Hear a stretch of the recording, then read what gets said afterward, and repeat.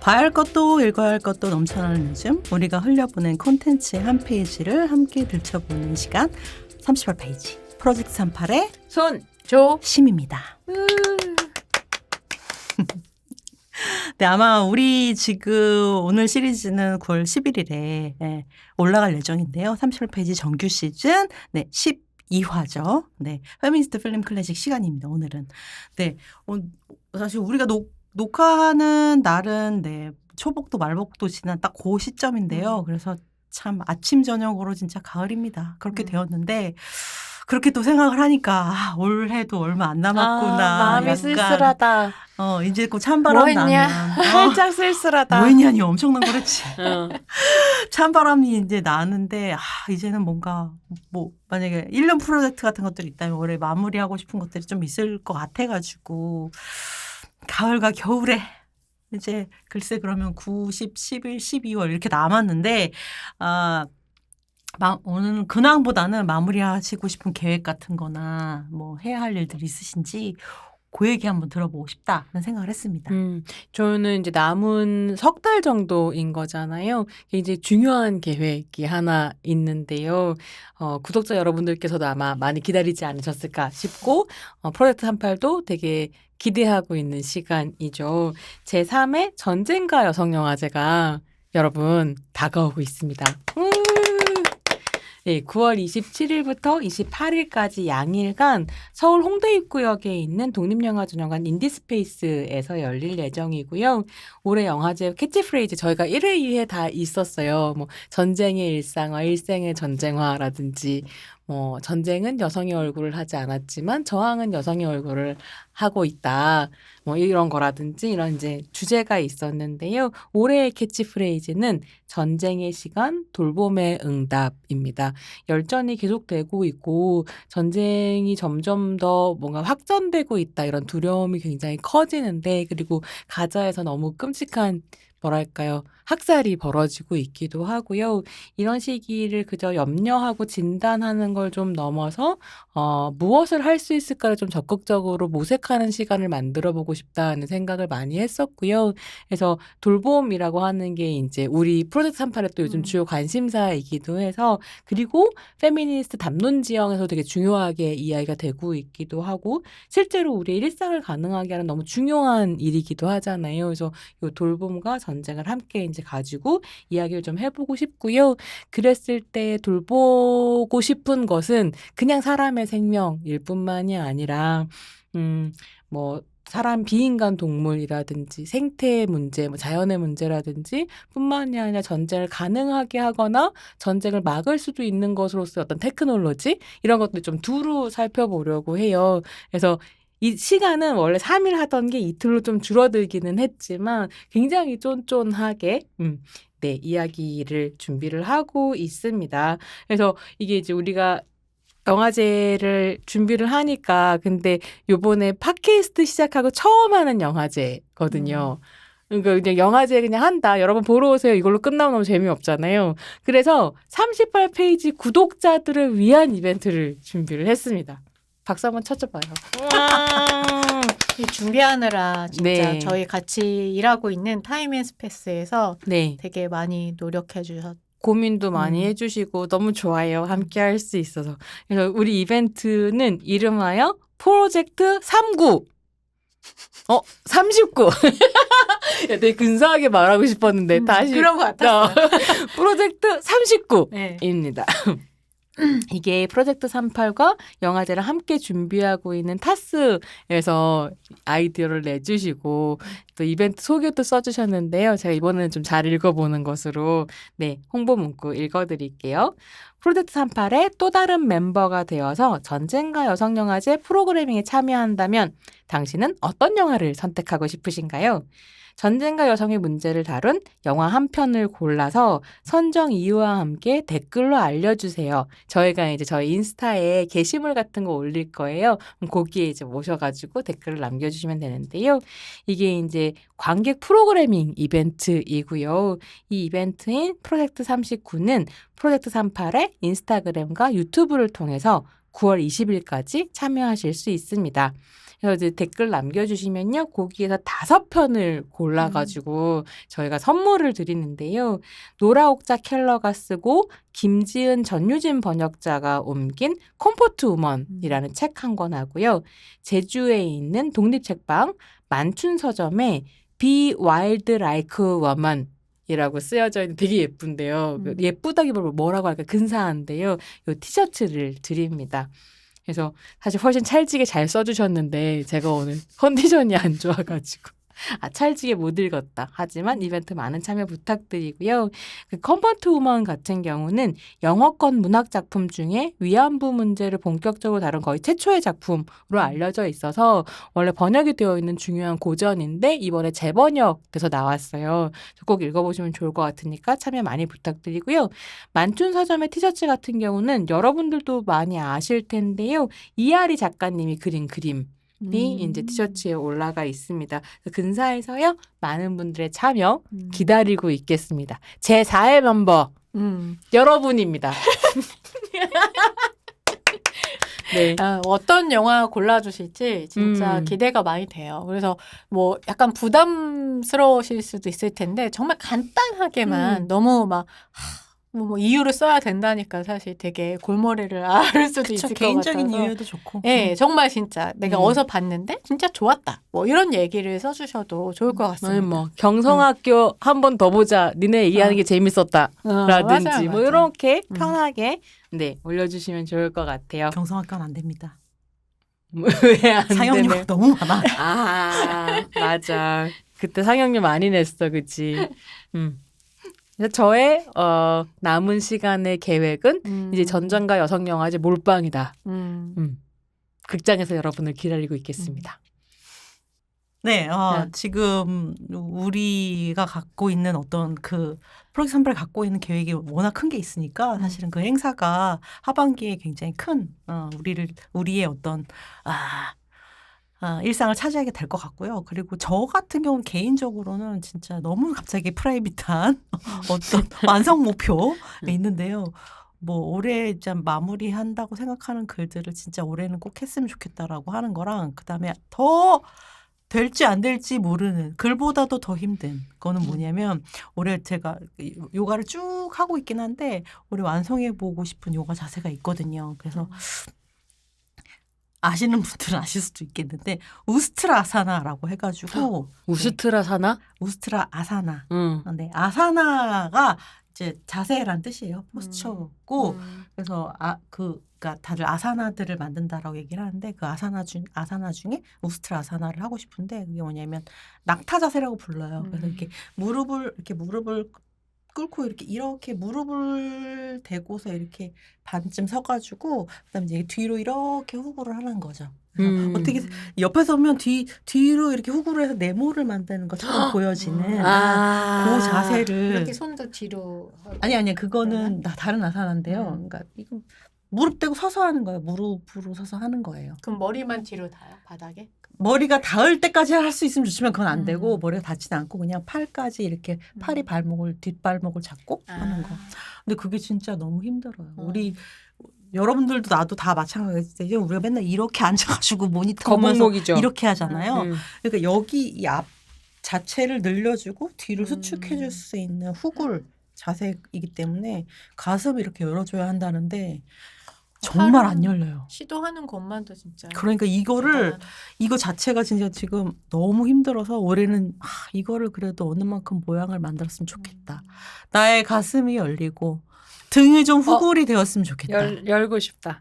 라는 저는 게 나의 팔을 몸. 다 이제 올릴 수 있게 재활하면 그게 올해 목표예요. 그러니까 아직도 팔이 안 엄청난 올라가요? 목표라니까. 진짜 이게 다쳐가지고. 왜냐면 이게 다치고 난 다음에 이게 그 재활 이제 지금 운동을 하고 있는데 그러니까. 도와주신 선생님 말로는 등 근육이 이제 오른쪽 등 근육이 거의 다 없어진 거죠. 얘가 이제 잡아주지 못하니까 나는 이제 어깨가 문제라고 생각하는데 그 아니에요. 선생님 얘기로는 이제 등 어깨가 근육이 없어졌으니까 얘가 이제 힘이 없어서 얘가 잡아 당기면서 올려야 되는데 못 올라가. 그래도 근데 많이 이제 등 근육이 진짜 처음보다- 중요하다고 하더라고요. 근데 우리가 등에 뭐 근육이 그러니까. 있나 싶긴 하지만 이것도 다 등 근육이 중요한 거잖아요. 그죠? 나도 어깨가 문제인데, 그러니까 등하고 우리가 목 디스크고 맨날 어깨가 아프고 이게 다. 그래서 이제 이 후구를 진짜 너무 좀 하고 싶다. 그러니까 가슴을 펴고 등을 내리고 등을 우리 모아주고 12월 하는 거. 31일에 올려줘요. 했는지 자세. 안 했는지 하고는 있어요. 아, 그래요? 이걸 할 수는 있어요. 근데 아. 너무 완성한다는 지금도 거지. 아. 할 수는 있는데, 그러니까 이게 너무 그러면 힘들고. 오늘 하나 찍고 31일 12월에 지금도 하나. 있어요. 여기 수많아. 이 우스트라사나가 그러니까 여기 한 20장 있을 거야. 31일에 보여달라고. 비교해서 보여달라고. 근데 기다리고 있겠습니다. 내가 요가 복장을 하고 있어가지고 와. 괜찮습니다. 라인이 마음에 듭니다. 네 맘에만 들면 됩니까? 어쨌든 올해 목표 중에 하나다. 네. 이렇게 좀 정리를 하도록 하죠. 그래서 프로젝트 3판한테는 굉장히 큰 행사가 있다. 여러분들이 다 참여해 주시면 좋을 것 같고, 그거 말고도 저와 그 조평이 좀 등과 어깨를 말 수 있는 그런 몸이 되고 싶다라고 하는 게 개인적인 올해 마무리할 일이다. 자, 그러면 이제 오늘의 영화로 좀 들어가 보도록 하겠습니다.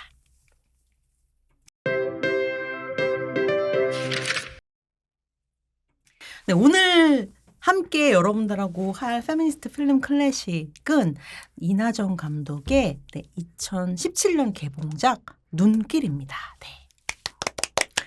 진짜 좀 거짓말 좀 보태서 우리 구독자들 중에 많은 분들이 보셨을 거라고 생각을 해요. 그리고 이게 페미니스트 필름 클래식이기도 이제는 아마 한 영화가 만들어진 지 한 10여 년 정도 됐는데 거의 그 사이에 일본군 위안부와 관련된 클래식 중에 하나가 되었다라는 생각이 들기도 하고, 그리고 더 중요한 건 뭐냐면 오늘 계속 말씀드렸지만 프로젝트 38이 주최하는 제3의 전쟁과 여성영화제의 프리퀄 편이기도 합니다. 오늘은. 그거 보고 오셨겠지만 눈길이라고 하는 이 작품은 우리가 전쟁과 여성영화제 1회 때부터 계속 다루자 매회 나왔던 지금 프로젝트 39 이벤트에도 아마 또 있을란가 모르겠네. 네. 진짜 매회 다루자라고 늘 나왔던 영화이기도 한데요. 오늘은 우리가 이거를 우리 팟캐스트를 프리퀄로 다루면서 이 영화를 하자라고 좀 합의된 작품이기도 하고요. 그래서 늘 이렇게 상영 후보작이 되지만 많은 분들이 보았을 거야라고 하면서 늘 후순위로 밀렸던 작품이기도 합니다. 그래서 이제 진짜 클래식이 된 눈길을 다가올 영화제를 또 준비하고 기다리고 있는 여러분들이랑 같이 얘기하면 좋을 것 같아서 오늘 이 작품을 진짜 소중한 작품 꺼냈습니다, 여러분. 네. 그리고 이게 저희가 이제 보통 영화제 1회, 2회 할 때 첫 작품이 한국의 대중영화를 한 편 고르고 셋이 앉아가지고 수다 떠는 프로그램을 꼭 넣었었는데 올해 이틀로 줄어들면서 그 프로그램이 빠졌어요. 그거를 이제 팟캐스트에서 대신하는 거기도 하다. 그래서 원래는 어떻게 보면 눈길은 2017년 작품이니까 사실 페미니스트 필름 클래식이라고 얘기하기는 좀 어려운 작품이고, 저희도 원래 이제 20세기 영화로 맞아요. 했었던 거라 여기에 들어가진 않지만 오늘은 좀 전쟁과 여성영화제 프리퀄 특별판이다. 이렇게 어떻게 보면 온라인 상영회를 하고 있다라고 생각을 해주시면 좋을 것 같습니다. 네. 이 영화 많이 보셨겠지만 사실은 2017년에 개봉된 버전, 영화 버전으로도 여러분들 여러 플랫폼 가서 보실 수 있고요. 그리고 사실 여러분 공짜로 볼 수도 있습니다. 이 영화는 2015년에 KBS에서 그 광복 70주년 기념 극으로 만든 작품이기도 해서 KBS 홈페이지에 가시면 2015년 2월 28일 그다음에 그러니까 3월 1일 이틀에 걸쳐서 방송된 방송국 버전 2개를 전 세계 사람이 그냥 들어가기만 하면 볼 수 있으니까 그 버전으로 보시면 또 쉽게 접근하실 수 있습니다. 그러면 이 영화 어떤 영화인지 우리 줄고리 손이 등장을 해가지고 알려드리도록 할게요. 네, 줄거리 손이 정말 좋아하는 작품이기도 하고요. 줄거리를 소개할 수 있어서 좀 기쁘다 이런 생각이 드는데요. 영화는 2015년 겨울 악몽에서 깨어난 종분의 모습에서 시작합니다. 그는 과거의 어느 날을 떠올리게 되는데요. 그의 회고를 따라서 우리가 돌아가게 되는 시간은 1944년 일제강점기 말, 빛이 화사하게 비치는 어느 겨울날입니다. 집이 가난해서 그토록 가고 싶은 학교에도 못 가지만 씩씩하게 생활하는 종분, 그리고 부잣집 딸이었지만 아버지가 독립운동에 가담하면서 하루아침에 집안이 풍비박산난 영애가 그 자리에 있습니다. 똑똑한 영애는 자신의 몰락을 극복하기 위해 위대한 일본 제국의 신민이 되고자 하고 근로정신대에 자원을 하죠. 하지만 그건 사기 취업이나 다름이 없었고 결국 생각지도 못하게 위안소로 끌려가게 됩니다. 한편 영애가 일본으로 유학을 가는 줄 알고 부러워했던 종분도 한밤중에 갑자기 납치당해 만주에 있는 위안소행 열차에 오르게 되죠. 그리고 그곳에서 자기와 같은 처지가 된 영애를 만나게 됩니다. 만주 위안소에서 시작된 고통스러운 위안소 생활. 영애는 죽음으로 고통을 끝내려 하고 종분은 그럴 때마다 영애에게 비빌 언덕이 되어줍니다. 그러던 어느 날 종분은 영애에게 글을 가르쳐 달라고 합니다. 그것이야말로 영애에게는 살아갈 힘을 주는 일이었고요. 그런 시간이 흘러 드디어 전쟁이 끝납니다. 고향으로 돌아갈 수 있을 것이라 기대했던 소녀들 앞에 등장한 건 군수품을 처리하려는 일본 군인들의 총구였습니다. 그렇게 결국 종분 혼자 살아남아 고향으로 돌아오게 됩니다. 영화는 이제 노년을 맞이한 종분과 소녀 시절의 종분을 오가며 그들이 겪은 비극과 그럼에도 불구하고 오늘을 살아가는 힘에 대해서 이야기합니다. 그리고 지금 여기에서 종분이 마음을 내어 살리는 것은 10대 소녀 은수입니다. 오랜 세월에 걸쳐 흘러가는 여성의 시간에 대한 이야기, 눈길, 프로젝트 상깔과 함께 만나보시겠습니다. 네. 오늘 뭔가 손평 분위기 있네요. 목이 가가지고 텔레비전 방송국을 보는 것 같은 그런 느낌. 약간 뭔가 이렇게 되게 침잠돼 있어가지고 어떤데 너무 하이퍼해요. 네. 약간 분위기 있어졌어. 사실은 제가 이 영화를 다 기억하고 있다고 착각하고 있었거든요. 근데 또 준비하면서 다시 봤는데 이 영화는 진짜 그 일본군 위안부 를 남녀노소한테 진짜 다 알려줄 수 있는 교본이다라는 생각을 했어요. 또 중요한 작품이니만큼 또 우리 조손 평께서 어떻게 한 줄 평을 하실지 너무 궁금하네요. 네, 어떻게 보셨습니까? 저부터 가나요? 저부터 갈까요? 저는 사실 신평 그 멘트를 전 먼저 봤어요. 그거 보고 나도 저거 하고 싶은데 나는 교본 말고 교과서라고 하면 안 되나? 라고 할 정도로 저도 이렇게 생각을 했었거든요. 맞아요. 그래서 진짜. 저의 한 줄 평은 신평 거를 훔쳐다가 좀 훔쳐도 됩니까? 네. 허락 먼저 아까 사실 받았는데 한 번만 더 공식적으로 받은 다음에 훔치면 그러던지 일본군 위안부에 대한 여성주의적 버전의 진짜 교과서 같은 영화다. 이렇게 얘기할 수 있을 것 같아요. 사실 뭐 일본군 위안부에 대한 이제 영화들은 굉장히 어떻게 보면 뭐 다큐멘터리부터 좀 역사가 그래도 꽤 된 것 같아요. 그런데 이제 이 영화는 되게 대중적으로 아까 얘기했던 것처럼 남녀노소 누구에게나 공감 가게 그리고 어떤 사건이 일어났는지 그리고 어떤 끌려간 그 여성들 중에 어떤 다른 차이들을 갖고 있었는지 그리고 지금의 어떤 여성 문제와 어떻게 연결될 수 있는지 뭐 이런 것들을 정말 다방면으로 이야기할 수 있는 특히나 페미니즘 관점에서 대중적으로 이야기할 수 있는 그런 교과서 같은 교본 말고 교과서 같은 작품이다. 이렇게 얘기할 수 있을 것 같습니다. 교본은 사실은 약간 어떤 그 액티브한 면이 있거든요. 내가 그걸 그대로 보고 따라할 수 있거든요. 교과서는 약간 지식으로서 머무는 것은 아닌가. 아니 교본과 그 교과서 사이에. 붙었나요? 그럼요. 거기에 이거 이 독자의 액션이 많이 들어 있습니다. 그렇게 교본에는. 또 생각하지 못했네. 또. 네, 네. 우리 손평은 저는 나도 감자 먹을 줄 안다.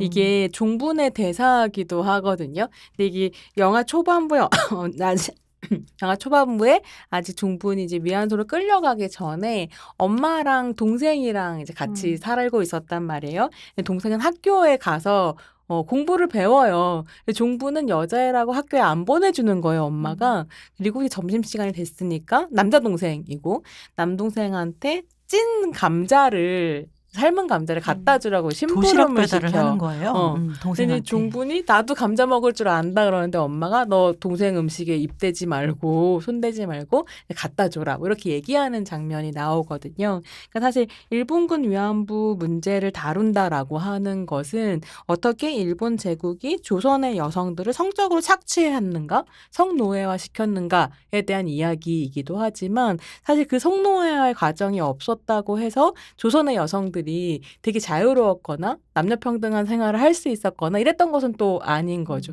그래서 여성들이 오랜 시간 동안 쭉 경험해왔던 어떤 차별이라고 하는 것에 대한 이해를 바탕으로 그러나 조선에서 그런 식의 여성에 대한 차별이 있었다고 해서 절대로 일본 식민지의 조선 여성의 성착취라고 하는 게 뭐 정당화될 수 있거나 아니면 조선이 더 나쁘지 일본 식민지 문제가 아니라 이런 식으로 얘기할 수 있는 문제가 아니라는 것. 그래서 여성이 경험해온 여러 가지 차별들의 다양한 층위들을 사실 이 작품이 굉장히 잘 보여주고 있고 그러니까 이제 일본군 위안부 문제의 교본이라든가 아니면 페미니스트 여성주의 교과서라든가 이런 얘기가 나올 수 있다. 굉장히 깊은 고민을 가지고 여러 가지 리서치를 통해서 이제 이것을 보여주고 있다 한다는 점에서 저는 그 장면 되게 중요하다고 생각했거든요. 감자 못 먹게 하는. 근데 재밌는 건 뭐냐면 종분이 엄마가 못 먹게 한다고 해서 안 먹는 사람이 아닌 거예요. 감자를 먹거든요. 굳이 꺼내가지고 한 입을 꼭 베어 꼭 먹잖아요. 먹어요. 그럴 때 로맨스가 일어나잖아요. 그 직후에 영의 오빠를 종분이가 좋아하는데 영주를 좋아하죠. 오빠가 와서 이렇게 입에 묻은 감자를 떼주는. 떼주는. 왜 근데 한국 드라마는 그걸 로맨스로 만들까요? 너무 지저분하지 않아요? 나 진짜 옛날부터 이해를 못했어. 도대체 왜 그러는 건지. 그러니까 뭐 크림 장면이라든지 이런 거. 너무 더러운다기보다는 어떤 스킨십을 할 수 있는 계기를 마련해 주는 거죠. 그거는.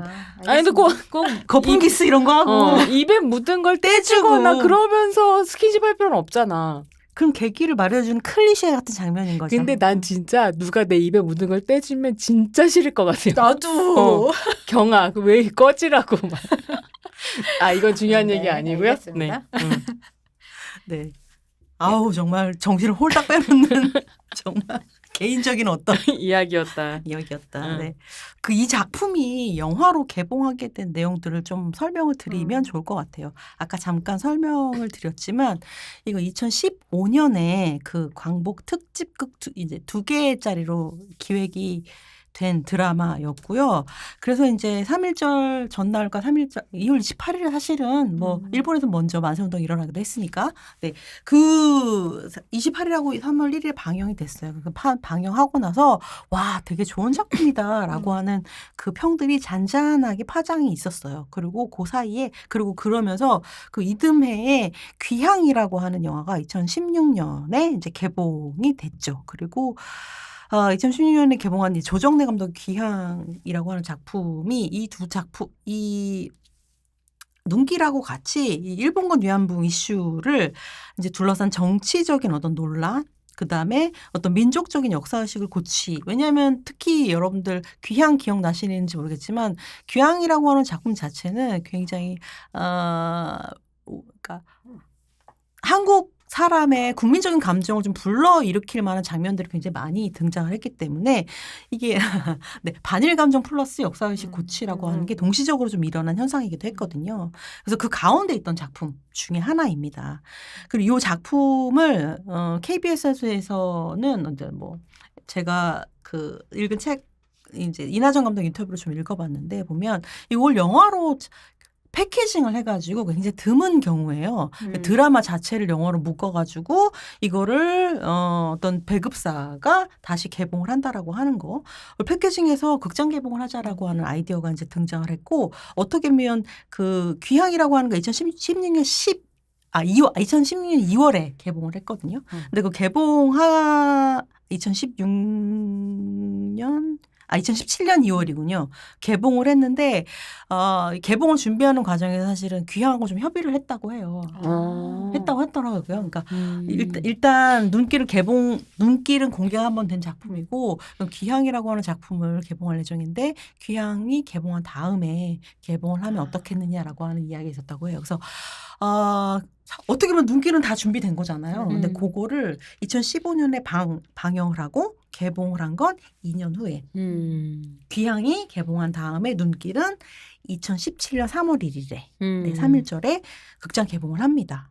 굉장히 근데 요 영화가 개봉이 되고 나서도 사실은 그래서 한국에서만 사실은 호응을 얻은 게 아니라 해외 수출도 굉장히 많이 하고 요 영화가 잠깐 그러니까 호응이 좋아서 넷플릭스 쪽에서 연락이 오기도 하고 그랬다고 하더라고요.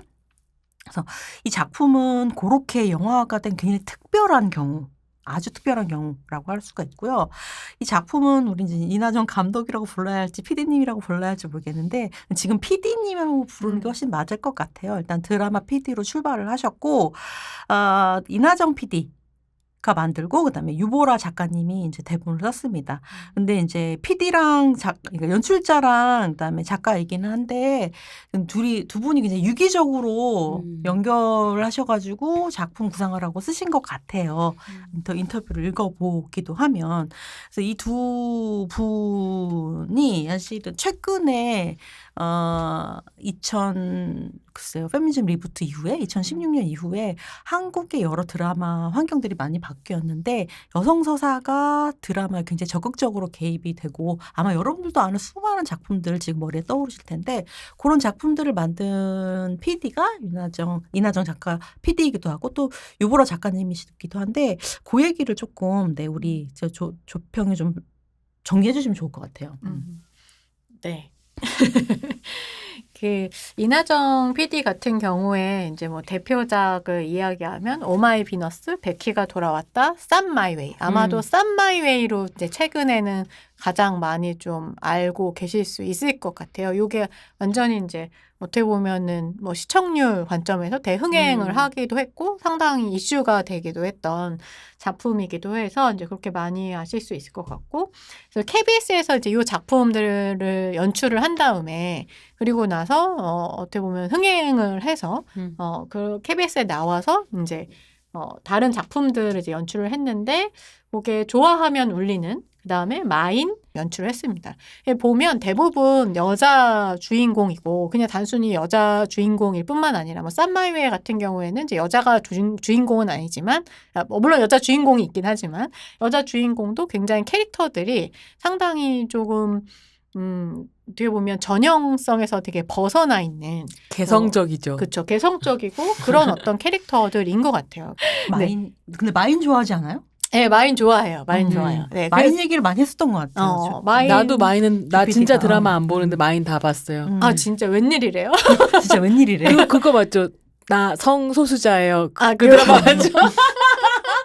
근데 굉장히 마인 같은 경우에도 굉장히 여러 다양한 정말 캐릭터들, 다양한 욕망들과 다양한 포지션과 그 다음에 여성들끼리도 뭐 그런 식의 쉽게 연대하지 않는 어떤 면에서는 재밌었어. 맞아요. 그래서 뭐 갈등이라든가 이런 것들이 여성들 간에도 충분히 있을 수 있는 거잖아요. 자기 입장에 따라서. 근데 그런 것들이 맥락 없이 그냥 소개되는 게 사실 문제인 건데 그런 것들의 맥락이라든가 이런 것들을 악녀 캐릭터조차도 옥자연 배우 네. 너무 좋았어요. 그렇죠. 옥자연 배우가 이 드라마를 통해서 이제 크게 데이트를 했었던, 그러니까 스타가 됐던 것인데, 뭐 그런 부분들 분명히 있었던 것 같습니다. 그 다음에, 유보라 작가는 너를 닮은 사람, 그 다음에 그냥 사랑하는 사이, 이렇게 요 드라마를 썼던 또 작가이기도 합니다. 그래서 요즘에 어떻게 보면 여성 작가님들 뿐만 아니라 이미 이제 여성 작가님들이 드라마 작가 같은 경우 굉장히 여성 서사에 대해서 충분히 이제 역사가 길고 되게 발전도 많이 시키고 뭐 굉장히 좀 획기적인 작품들을 이제 써오긴 했지만 좀 PD들은 그렇지 않았던 것 같아요. 근데 최근 한 10년, 15년간 확실히 여성 PD들이 이제 방송국에서 자기 경력을 쌓으면서 뭔가 자기만의 고유한 연출력, 그다음에 메시지, 방향성, 일종의 작가성이라고 얘기할 수 있을 만한 것들을 좀 만들어가고 있지 않나? 근데 그 중에 좀 대표적인 감독이 확실히 PD가 이나정 PD다라는 생각은 듭니다. 여러분 뭐 유튜브 보시는 분들 좀 보실 수 있을 것 같은데 이게 그 백시원 작가님이 이거 뭐랄까요, 백시원 작가님 드라마, 그러니까 요즘에 방송국에 이렇게 사실은 미투 유두 이후에 방송국에 참 여자 PD들이 많이 등장을 했다라고 생각을 하시면서 이 드라마 만드는 여자들이라고 하는 인터뷰집을 내셨거든요. 근데 여러분 요거 사보시면 되게 재밌을 것 같아요. 근데 술술 읽히기도 하고 아마 뭐 여기에서 인터뷰하는 그 인터뷰가 누구냐면 지금 말하는 이나정 PD도 있지만 이정림, 그다음에 박보람, 정지인, 이윤정 이런 PD들이 있는데, 그러니까 이윤정 PD는 커피 프린스 1호점 이런 거 MBC에서 처음으로 사실은 드라마 만든 그런 작품이고요. 작가고요. 근데 뭐 악에만 마음을 읽는 자들, 정년이, 옷소미 붉은 꽃들, 꽃동, 악귀 이런 거 다 만드신 그 PD님들이 어떻게 여성 PD가 그런 작품들을 꼭 여성주의라고까지 라고 얘기하지 않아도 여성 서사를 자기 나름대로 이 드라마에 녹여냈는가 뿐만 아니라 또 이 필드라고 하는 데서 여성 PD가 살아남는 방식들이 어떤 것인가를 굉장히 잘 드러내고 있는 작품이거든요. 나 너무 재밌다. 진짜 드라마 안 보잖아요. 몇 개 안 봤는데 지금 몇 개 안 본 게 여기 다 있다. 있죠. 그러니까 되게 재밌게 봤고, 근데 물론 뭐 남성 작가가 만든 건 재미없다 이런 얘기는 아니지만, 맞아요. 그러니까 묘하게 취향이 여성 PD가 만든 게 나한테 맞는다. 레이더가 있는 거죠. 네, 그래가지고 사실 이거를 참 우리가 드라마까지 우리 팟캐스트에서 한 적이 소년의 시간 정도를 하긴 했는데 정년이 했잖아요. 정년이었군요. 우리 많이 히트작인데. 제가 저 드라마 얘기하고 싶은 거 많은데 사실 근데 우리가 드라마가 품이 사실 많이 들고 장기적으로 해야 되는 것들이 있어서 드라마 저만 많이 보고 이 두 분은 왜요? 조평 드라마 많이 보지 않아? 내가 안 봐서 그래. 네, 드라마를 할 수 있는 날이 또 앞으로도 있었으면 좋겠다라는 생각이 드는데 노력할게요. 근데 요즘 시리즈에서 하면 되니까 그래서 요 책 진짜 쉽게 넘어가고 굉장히 재밌습니다. 요거 좀 보시면 더 좋을 것 같고 우리 지금 유보라 작가님하고 이나정 PD님 얘기를 했는데 사실은 우리 손평도 그렇고 저도 한번 그렇게 얘기를 한 적이 있긴 한데 유보라 작가님이랑 네, 유보라 작가님하고 GV를 한 경험 저도 있고 손평도 있고 한데 손평은 당시 어떠셨는지? 저는 서울국제여성영화제였던 걸로 기억하거든요. 눈길 상영을 하고 작가님이랑 GV를 했어요. 근데 그러니까 재차 얘기하지만 너무 페미니즘적으로 잘 만들어진, 근데 물론 페미니즘을 빼고서라도 잘 만들어진 드라마, 영화이기도 하고 그랬기 때문에 꼭 모시고 이야기를 좀 해보고 싶었는데 저는 그런 사람 좋아하거든요. 자기가 뭘 했는지 정확하게 아는 사람. 자기 작품이 어떤 사람은 자기가 뭐 했는지 모르는데 엄청난 작품을 만들기도 해요. 근데 저는 그런 게 더 좋은데. 저는 그거보다는 자기가 뭐 했는지 아는 사람을 좋아하는 것 같아요. 자기 언어로 또 설명할 수 있는 사람. 유보라 작가님은 그런 분이었던 것 같고 그때 이제 여러 가지 이야기를 나누면서 제일 재밌었던 건 뭐냐면 사실은 그러니까 종분이 나이 들 때까지의 이야기인 거잖아요. 소녀에서부터. 생애 전반을 다루고 싶었다는 거예요. 근데 이 이야기가 종분의 소녀 시절과 종분의 노년 시절로 퉁 하고 뛰게 되잖아요. 이게 왜 이렇게 될 수밖에 없었는가를 좀 설명하시더라고요. 그러니까 귀향이랑 눈길이 비슷한 시기에 개봉을 하기도 했지만 되게 비유가 많이 되는 이유는 거의 유사한 서사 구조를 가지고 있기 때문이거든요. 이거 평화상의 서사이기도 하단 말이에요. 그러니까 할머니가 소녀가 의자에 앉아 있고 그림자는 할머니이고 소녀의 머리 어딘가에 나비가 있는 그게 이제 평화상이 이미지지만 조각이지만 사실 내러티브를 가지고 있다면 그게 내러티브인 건데 귀향과 눈길 이걸 똑같이 가지고 있죠. 그리고 이제 위안부 된 소녀들 음. 사이에 어떤 뭐 연대 우정 같은 그런 것이 것들이 음. 같이 있고 두 명의 소녀가 손을 잡고 그쵸. 집으로 돌아가자라고 얘기하는 그 서사를 그리고, 공유하고 있는 거잖아요. 할머니와 소녀가 세대간이 연대하는 모습이 또 서사에도 나오고. 들어가고. 근데 이제 그랬을 때 눈길과 기양이 되게 비슷해 보이지만 되게 달라지는 점은 그래서 눈길은 그냥 그런 이야기를 하려고 했던 게 아니라 전생을 그리고 싶었는데 중년의 위안부 피해를 생존한 여성을 그린다는 게 이 시기엔 이미 2010년대에는 이미 너무 섹슈얼한 이미지가 되어버렸다라는 거죠. 근데 90년대까지는 우리가 조금 이따 얘기하겠지만 중년 혹은 한 30대, 40대의 위안부 피해 생존자 여성의 형상이 드러났었거든요. 대중서사에. 근데 어느 순간부터 이게 불가능해져요. 근데 이걸 결정적인 계기를 허윤이라는 국문학자가 뭐라고 분석하냐면 이승연 씨의 이승연 씨. 모바일 화보로 꼽거든요. 그러니까 모바일 화보를 찍었는데 위안부 피해자의 이미지로 모바일 화보를 찍었단 말이에요. 그래서 엄청나게 섹슈얼한 이미지로 위안부 피해자를 소비했고 결과적으로 이거 사회적으로 무리가 되면서 나눔의 집에 가서 무릎 꿇고 이승연 씨가 사과하는 사건이 있었거든요. 그 이후로 사실은 섹슈얼한 존재로서의 위안부 피해 생존자는 그릴 수 없게 된 대중문화적인 맥락이 있는 거죠. 그래서 소녀이거나 노년이거나가 돼버릴 수밖에 없었다. 이걸 실제로 이 서사를 만들고 싶었던 작가가 너무 이 상황을 이제 예민하게 인식할 수밖에 없었다는 걸 지부에서 얘기하는 게 되게 인상적이었어요. 근데 그때 작가님이 뭐라고 덧붙이셨냐면 그런데 사실은 그 시간을 다 상상했다는 거예요. 이 종분이 어떤 삶을 살아서 여기까지 왔는지를 다 상상했고 사실은 저는 그래서 어떻게 해석했냐면 그게 가능했기 때문에 노년의 종분이 10대 또 다른 여성의 손을 잡을 수 있는 어른으로 성장했다고 얘기한다고 느꼈거든요. 그게 귀향이랑 좀 다른 부분이기도 하고 그래서 그러니까 어떤 소재를 다룰 때 여러 가지 맥락들을 함께 고려하면서 고민한다라고 하는 건 서사 안에 다 드러나진 않더라도 깊이를 훨씬 더해줄 수 있구나 이런 생각을 이제 작가님 얘기를 들으면서 좀 했었던 것 같아요. 드러나지 않는 부분이 훨씬 탄탄해야 그래야 이 재현되는 이야기가 훨씬 더 설득력이 있다라고 하는 얘기를 해주는 것 같아요. 사실 저는 좀 얘기를 들으면서 오히려 지금에서야 오해가 좀 풀리긴 하는 것 같아요.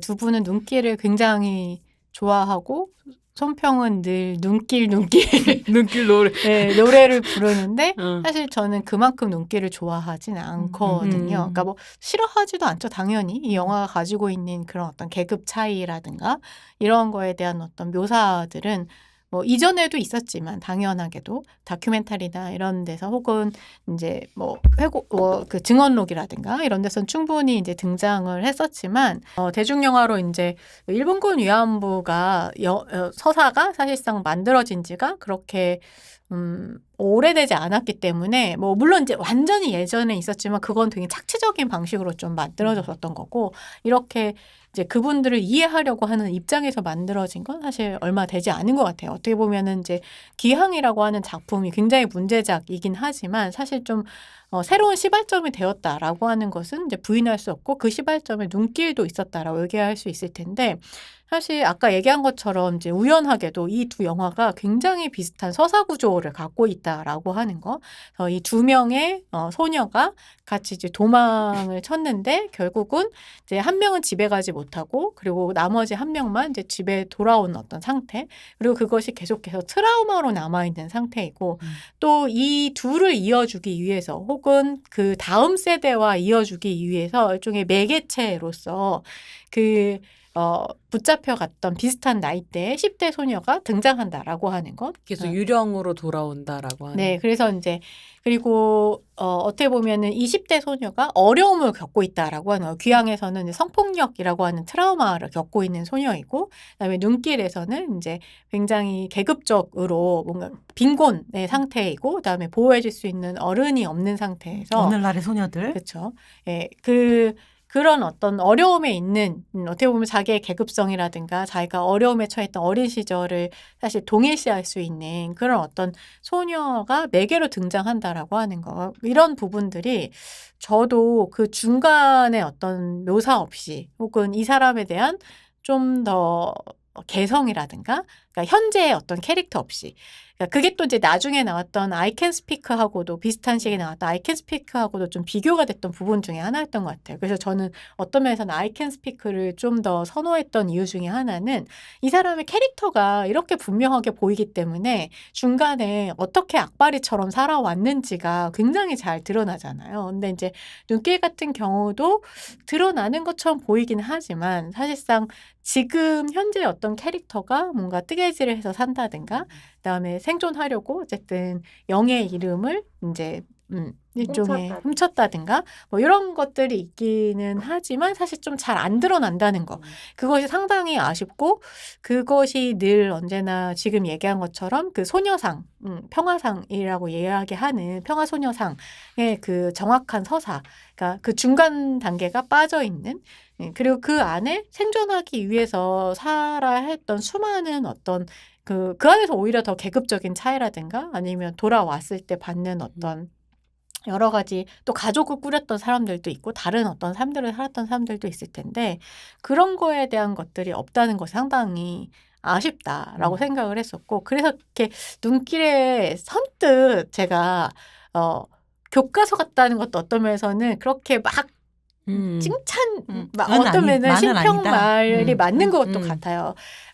그런 부분에서 조금은 너무 도식적이다 이런 생각도 사실 저는 느꼈었던 것 같아요. 이름을 바꾸는 것조차도 그러니까 제가 이제 제 불만은 항상 그런 거였던 것 같거든요. 일본군 위안부는 분명히 이들은 생존자이자 특히나 많은 분들은 전 영웅이라고 생각을 좀 하는 부분이 없지 않아 있고 거의 생존한 것 자체로도 그렇지만 많은 분들이 활동가로서 활동을 하시고 자기의 증언을 통해서 어쨌든 이 역사를 알린 사람들이잖아요.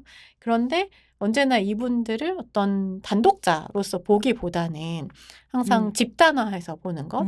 그렇기 때문에 여성 서사에서 이렇게 계속해서 동일시 된다고 얘기해야 될까요? 그러니까 둘 사이도 그렇고 그다음에 어떤 매개체가 되는 요즘의 소녀하고도 그렇고 그래서 이들을 되게 집단적으로 만들어버리는 이런 부분들이 항상 그 이전에 좀 일본군 위안부 대중서사에서 좀 불만이었던 것 같아요. 근데 눈길이 그런 면에서 귀향과는 분명히 차별화를 하고 있죠. 그러니까 계급적 차이도 더 분명히 드러내고 그다음에 그거를 쉽사리 트라우마로 매개하지 않고도 트라우마나 유령이라고 하는 것으로 혹은 나비라고 하는 것으로 혹은 고향으로 돌아가자라고 하는 그런 어떤 서사로서 쉽사리 그렇게 매개하진 않아요. 그래서 저는 이제 귀향의 가장 큰 문제점 중에 하나는 그런 식의 매개라고 생각을 하거든요. 물론 이제 여러 가지 앵글의 문제라든가 뭐 이런 것도 있지만 그런 식의 그 되게 도구화하는, 그러니까 트라우마를 도구화하는 뭐 그런 어떤 방식이라고 생각하는데 요 눈길은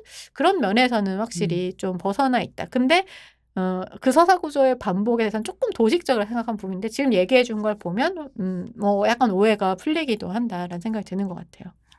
네. 제가 지금 영화 속으로 들어가고자 하는 멘트를 한 5줄을 써놨는데 이미 여성어로 많이 들어갔네요. 네. 네. 어쨌든 요 드라마가 그 광복 70주년을 기념을 해서 만들어졌던 것만큼 올해가 근데 또 광복 80주년입니다. 그래서 눈길을 보는 것도 클래식으로 간주하면서 우리가 함께 얘기해 보는 것도 진짜 너무 의미가 있고 참 다행이다라고 하는 생각이 들어요. 왜냐하면 요 부분은 그 눈길이라고 하는 드라마의 제작 의도에 써 있는 얘기인데 폭력은 언제나 더 악한 것을 짓밟아왔고 힘의 논리와 전쟁으로 인한 여성 피해는 아까 손평도 얘기했던 것처럼 지금도 끊임없이 자행되고 있기 때문인 거죠.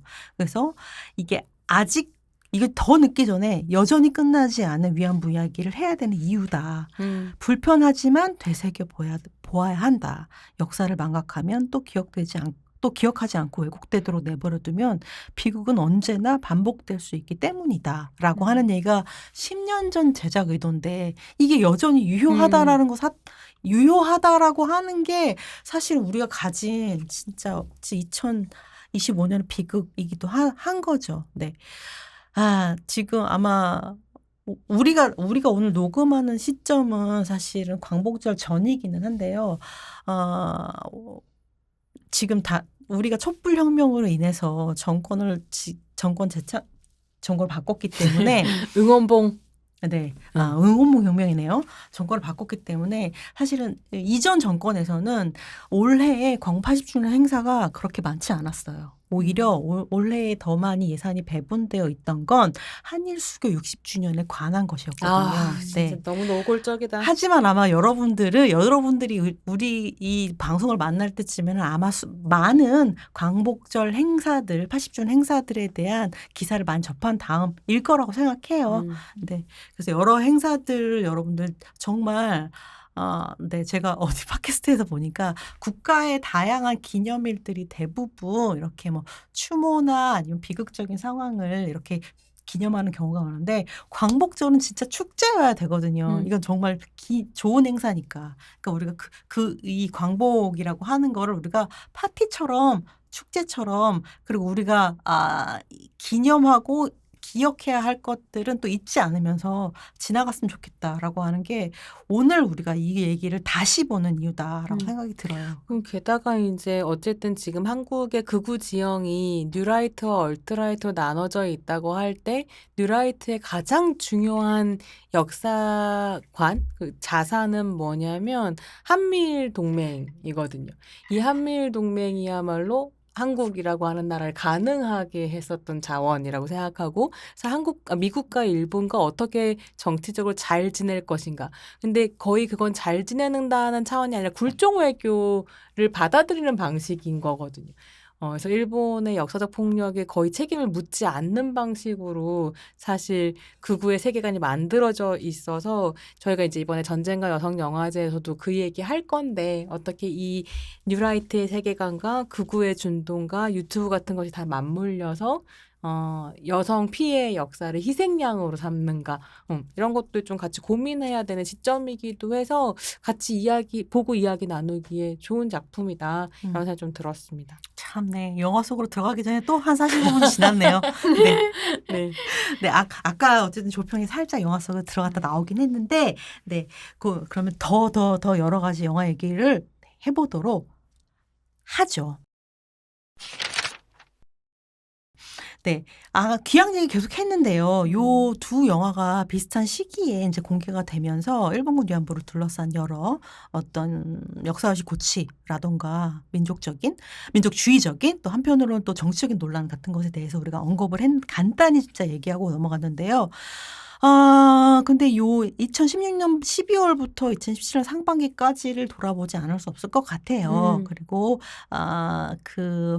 1228 한일 일본군 위안부 합의라고 하는 게 이 두 영화를 둘러싸고 굉장히 여러 재현의 층위에서부터 영화의 의미 같은 것을 엄청나게 많은 미디어적으로도 그다음에 학술적으로도 엄청난 많이 논의를 불러일으켰는데 거기 사실 한가운데 있었던 분이 또 우리 손평이었던 것 같아요. 그거를 진짜 간략하게 정리를 해주시면 좋을 것 같아요. 간략할 수 있을까요? 조금 전에 2016년부터라고 이야기해 주셨는데 2015년이었다. 불가역적 합의가. 요거는 이제 살짝 바로잡고 가면 좋을 것 같은데요. 저 귀향 봤던 데 기억나거든요. 홍대에서 심평이랑 봤어요. 둘이 같이 그러니까 보고 나왔을 때는 약간 저도 고양되는 부분이 있었던 것 같아요. 왜냐면 이게 1228 불가역적 합의 직후에 본 거여서 너무 이제 정부와 일본에 대해서 빡쳐있던 상태였고, 이런 식의 말하자면 민족적 분노라고 하는 것을 고취시키는 대중서사가 필요하다. 이런 생각을 했었던 기억이 나요. 그리고 그래도 한편으로 그런 것도 있죠. 지금까지 나왔던 대중서사, 일본군 위안부 대중서사가 이만큼 파워풀한 것이 없었던 것 같은데 어떤 효과를 가지고 올까? 이런 얘기를 나누고 심평이랑 헤어졌던 기억이 나요. 그 집에 가서 작품을 생각하면 생각할수록 점점 화가 났던 거죠. 이렇게 그린다고? 그러면서 이제 그때부터 되게 열심히 귀향 비판을 좀 했었던 것 같아요. 근데 그랬을 때 1228 불가역적 합의라는 게 무엇인지 우리가 좀 살펴볼 필요가 있을 텐데요. 이 1228 불가역적 합의라고 하는 건 2015년 12월 28일 한일 양국의 이제 외교장관이 발표한 일본군 위안부 피해자 문제 해결을 위한 합의였습니다. 이 합의에서 이 문제가, 그러니까 일본군 위안부 문제가 최종적이며 불가역적으로 해결될 것임을 양국 정부가 확인 확인한다라는 문구가 들어있고 이 불가역적 합의라고 하는 게 너무 중요했었던 거죠. 사실 불가역적이라고 하는 표현 자체는 한국 정부 쪽에서 사죄의 어떤 불가역성을 요구한다. 그건 무슨 말이냐면 일본이 사실 사죄 여러 번 했어요. 근데 중요한 건 뭐냐면 사죄의 핵심은 사죄의 내용에 걸맞는 행동이 따라와야 되는 거잖아요. 말로 사죄하지만 실천이 따라오지 않았기 때문에 계속 피해자 생존자들께서 제대로 된 사죄를 해라라고 요구를 하는 것인데 계속 일본 쪽에서는 사과 얼마나 더 해야 되냐 이런 식으로 버팅기는 상황도 있기 때문에 이 사죄의 불가역성이라고 하는 건 실천을 담보해달라는 요구였을 거라고 저는 생각해요. 근데 이제 최종 합의문에는 문제가 해결됐다라는 불가역성이었던 거죠. 이거 뒤집으면 안 된다라고 얘기하는 거. 그래서 당연히 일본의 이 위안부 문제에 대한 어떤 책임을 이제 회피하는 이런 내용으로 결정이 나게 됐었던 거고요. 이로 인해서 이제 피해 생존자 단체랑 국민 사이에서 이제 큰 반발이 있었고 외교 문제로 이제 비화되게 되는 이런 상황으로 연결되게 되죠. 그리고 여전히 일본군 위안부 문제라고 하는 건 굉장히 외교적으로 민감한 사안으로 남겨져 있습니다. 한국에서 정권이 바뀔 때마다 정권의 정치적이고 역사적인 입장에 따라서 상황이 좀 달라지는 이런 일이 펼쳐지고 있는 거죠. 그래서 이 불가역적 합의라고 하는 것 때문에 한국 국민들이 굉장히 화가 나 있을 때 귀향이라고 하는 기본적으로 이 영화는 어떤 입장을 가지고 있냐면 지켜주지 못해서 미안한 한국 남성의 관점에서 사실 영화가 진행이 되고 있고 이게 굉장히 노골적인 건 뭐냐면 아까 조평이 잠깐 이야기했지만 일본군 위안부 피해로부터 생존해서 돌아온 여성이 손을 잡게 되는 젊은 세세대의 여성이 이제 강간을 당하게 되는데 그 강간을 하는 가해자를 누가 연기하냐면 감독 본인이 연기해요. 그러니까 이건 한편으로는 가부장제의 연속성을 얘기하고 싶었을 수도 있죠. 일본군만이 문제가 아니야. 한국 사회의 가부장제도 문제가 있을 수 있어. 근데 그 메시지는 굉장히 좋지만 나 스스로를 그 가해자로 상정한다는 거예요. 여기에는 어떤 미안함 같은 게 들어있는 거죠. 그래서 저 자의식은 뭘까라고 하는 고민을 좀 하게 하는 결과적으로는 이 소녀들을 지켜주지 못해서 미안한 한국 국민들과 지켜줘야 했었던 소녀들의 이야기로 영화가 양분되어 버린 이런 문제가 있었던 거죠. 근데 그때 당시에 제가 고민을 했었던 건 뭐냐면 이 귀향이라고 하는 영화 자체가 위안소 제도가 사실은 전 중요하다고 생각하는데 일본군 위안부 문제를 얘기할 때 개개인의 어떤 도덕성의 문제나 윤리적인 문제가 아니라 위안소를 어떻게 일본 제국이 시스템적으로 유지했는가, 운영했는가가 사실 핵심이라고 생각하거든요. 근데 귀향이라고 하는 영화는 그 일본 제국의 시스템을 사실 지워버리고 개개인의 일본인을 굉장히 괴물화하는 방식으로 그렸다. 저는 그게 가장 문제적이었다고 생각하거든요. 그랬기 때문에 일본인 개개인이 싫어. 일본인들 별로야 라고 하는 감정을 결국 우리에게 남겼던 건 아닌가? 그러면 서로가 한일 관계에서 서로가 서로를 미워하게만 된다면 사실은 그 미워하는 감정을 발판으로 두고 한일이 짬짬이를 짜서 한미일 공조체제를 공고히 함으로써 유지되는 이 갈등의 세계사적 시스템이라고 하는 것은 결국 비판하지 못하게 되는 거 아닌가? 라는 이제 고민을 좀 하면서 귀향욕을 막 했었던 거죠. 그랬을 때 그때 당시 같이 공부하고 있던 동료들이 그런데 눈길이라는 드라마가 있었어. 이렇게 되면서 사실 눈길을 봤을 때 굉장히 귀향과는 다른 여러 제어들을 보여줬었다. 그래서 좋았었던 것 같아요.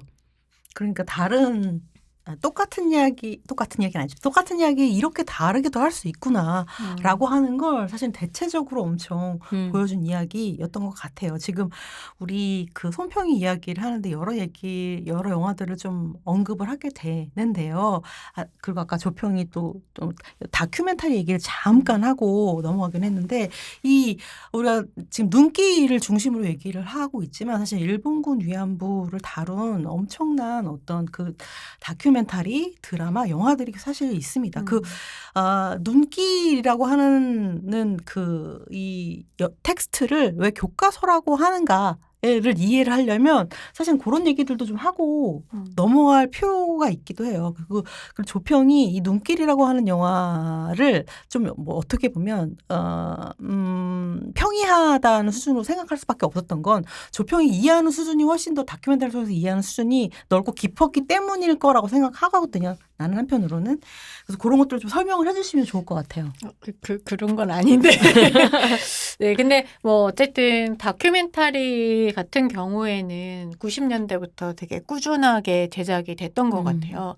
그러니까 어쨌든 증언이 나오고 그리고 정부에서 어쨌든 이 상황을 공식적으로 받아들이고 그다음에 뭐 시민단체와 이제 이런 데서 지원이 되고 이러면서 일종의 집단화가 된 거죠. 그러니까 1991년에 처음 이제 김학선 그쵸, 선생님의 그쵸. 증언이 나오면서 그러면서 이제 어떤 집단적인 목소리, 그러니까 한 명의 목소리가 계기가 돼서 그 이후에 또 그 많은 시민단체 혹은 여성단체들과 함께 이 집단적인 이제 목소리를 낼 수 있게 되었던 것 같고 아마 그 중에서 가장 이 일본군 위안부에 대한 가장 중요한 그리고 가장 아직까지도 많이 언급되고 가장 연구도 많이 된 건 아마도 변영주 감독의 이제 낮은 목소리 3부작이라고 이야기할 수 있을 것 같고요. 우리 사실 페미니스트 필름 클래식 후보에도 맞아요. 올라갈 수밖에 없는 작품이죠. 네, 당연히. 근데 이제 보실 수 있기는 한데 이게 DVD가 있어서 보실 수 있긴 한데 또 그렇게 막 쉽게 보실 수 있는 좀 케이스가 아니라 저희가 이제 요거를 고민하다가 넣지는 않았었는데 그래도 오늘 언급해서 다행이네요. 네. 그래서 요 3부작 그 중에서 저는 만약에 나 한 편만 좀 보고 싶다라고 하면 두 번째 작품. 아 그렇습니다. 진짜 너무 좋은 작품. 사실은 저는 다 좋은 작품이라고 생각은 하지만 두 번째 작품이 정말 다큐멘터리 한국 다큐멘터리 영화사에서도 반드시 언급되고 늘 언제나 뭐 탑 10 이렇게 뽑으면 항상 거기에 들어갈 수밖에 없는 또 그런 작품이기도 하죠. 그리고 이제 김대실 감독의 뭐 침묵의 소리. 그다음에 저는 이제 이 작품 안혜룡 감독이 2007년 작품 그리고 전쟁과 여성 영화제에서도 상영했던 1회 때, 네. 네, 1회 때 했죠. 1회 때 들었네. 1회 때. 왜냐하면 그러니까 정말 저희가 2회 할지 몰랐잖아요. 그러니까 이 영화제를 한 번 한다면 이 영화다. 이 영화라고 저희 생각했어요. 심지어 화질이 안 좋은데도 불구하고 우리 틀어야 맞아요, 된다. 맞아요. 근데 제가 극장에서 다시 보고 영화제를 왜 했는가를 그 작품을 극장에서 보고 아 그래요? 깨달을 정도였어요. 어. 정말 훌륭한 네, 작품. 제목을 아직 얘기 안 했습니다. 아, 나의 마음은 지지 않았다라고 하는. 근데 저는 이제 이 작품 같은 경우에는 물론 안혜룡 감독의 작품이긴 하지만 지금은 이제 우리에게 익숙할 텐데 이 작품은 되게 협업 작품이거든요. 그래서 실제로 촬영도 안혜룡 감독이 촬영 푸티지가 아니라 당시에 이제 그 재판을 지원했던 일본 이제 여성단체들에 같이 계시는 활동가 선생님들이 주변에서 이제 대부분 이제 이런데 같이 계시면 이제 영상을 찍잖아요. 그래서 그거를 기록했던 그 아카이브 푸티지를 가지고 사실 이 영화를 만든 거거든요. 그래서 이 영화는 정말 뭐라 그래야 될까요? 되게 느낌이 달라요. 그 카메라가, 그러니까 우리가 지금 귀향에서도 카메라가 어떤 방식으로 이 사람들을 보여주고 있는가 이런 이야기를 했는데 뭐 극영화도 당연히 그런 게 중요하지만 다큐멘터리는 뭐 그런 거 생각 안 하고 찍을 것 같지만 네, 그런 게 고스란히 정말 더 오히려 잘 보이는 게 다큐멘터리거든요. 그래서 이제 이 영화도 이제 그런 부분에서 굉장히 미학적으로도 흥미롭고 다큐멘터리 영화사적으로도 되게 흥미로운 작품 중에 하나다 이렇게 얘기할 수 있을 것 같습니다. 그리고 영화를 보면 힘을 받는 영화예요. 이게 그러니까 제일 그러니까 그러니까 일본군 위안부로 전쟁이 끝나고 난 다음에 일본에 남아 있었던 송신도 할머니가 일본 정부를 상대로 피해 보상을 요구하는 재판을 10년 동안 진행하는 과정을 따라가는데 결국 재판에 지죠. 하지만 지지 않죠. 하지만 마음은 지지 않아요. 나의 마음은 지지 않았다라고 얘기하시는 거거든요. 근데 나의 마음은 지지 않은 데에 있는 건 사실 그 주변에 연대하는 마음도 같이 있는 거거든요. 그래서 이게 아까 얘기했던 것처럼 무슨 뭐 일본과 한국의 굉장히 민족주의적인 대립으로만 이해하게 되면 일본 사람 다 나빠 이렇게 이해하게 되면 그렇게 지원했던 많은 그 여성주의자들, 활동가들 사실 이 사람들이 지워버리게 되는 거라서 이런 부분들이 되게 중요하게 기록되어 있는 영화다라고 얘기할 수 있을 것 같습니다. 그다음에 하나하나 1시간 할 수 있지만 여러분. 네. 알겠습니다. 사실 다 그런데요. 저는 그냥 음. 이 중에서 하나만 뽑자면 아마 음. 다큐멘터리는 저희 2회 때 들었던 보드랍게 그리고 아까 눈길과 기항에서 그 중간에 이야기가 빠져 있다라고 했는데 그 중간에 이야기를 정말로 해주는 I Can Speak의 또 뭐 모델이라고도 얘기할 수도 있는 그 작품이 보드랍게고 보드랍게도 역시 스쿨 미투를 했던 젊은 여성들의 이야기와 같이 이제 연결을 하고 있는데 제가 그냥 너무 길지만 하나만 이야기를 드리면 2016년부터 이 극영화들이 그러니까 다큐멘터리는 이전에 나왔는데 2016년부터 극영화들이 갑작스럽게 등장하기 시작했어요. 특히 상업적인 극영화들이 흥행도 막 하고 그렇죠. 대중성과 그렇죠. 종종 장르성까지도 귀향, 눈길, 해서? 그다음에 I Can Speak, 그다음에 뭐 허스토리 사실 이런 이야기들이 막 나오기 시작했는데 요거는 어떻게 보면 보드랍게나 이제 이런 영화들이 가지고 있는 서사 구조가 되게 연결이 되어 있다고 생각해요. I Can Speak도 마찬가지인데 그러니까 젊은 세대와 함께 나오거든요. 그러니까 뭔가 매개 그러니까 이게 이제 그러니까 이미 그것을 직접적으로 겪거나 아니면 그 증언을 할 때 어쨌든 그 시대를 살았던 사람들은 이미 이제 죽거나 지나가고 있는 거죠. 그래서 요거 이제 포스트 제너레이션이라고 하는데 이 집단적 사회적 트라우마라든가 아니면 어떤 뭐 고통 이런 거에 대한 일종의 그 기억을 직접적으로 갖고 있지 않은 다음 세대가 등장했을 때 어떻게 그 기억을 유산으로 물려줄 것인가라고 하는 것에 대해서 저는 상업 영화들이 일정 정도 시간도 지났기 때문에 거기에 일종의 반응하는 방식. 그래서 서사 구조가 어떻게 이렇게 다 비슷하지? 라고 하면 이제 그런 어떤 부분들이 있지 않았나. 그래서 뭐 마리안 허시 같은 그런 이론가는 뭐 트라우마 재현에 대한 이제 이론가인데 이런 사람들은 이제 요거를 포스트 메모리라고 이야기하기도 하거든요. 그래서 아마 여러분 더 궁금하시면 사실 여기에 대한 논문들은 엄청나게 많이 나와 있어서 뭐 한번 찾아보셔도 좋을 것 같습니다. 한편으로는 이런 식의 다양한 작품이 나올 수 있었던 굉장히 중요한 부분은 뭐냐면 한국의 페미니즘 연구, 여성학 연구가 일본군 위안부 문제를 재역사화하고 다시 이야기하고 하는데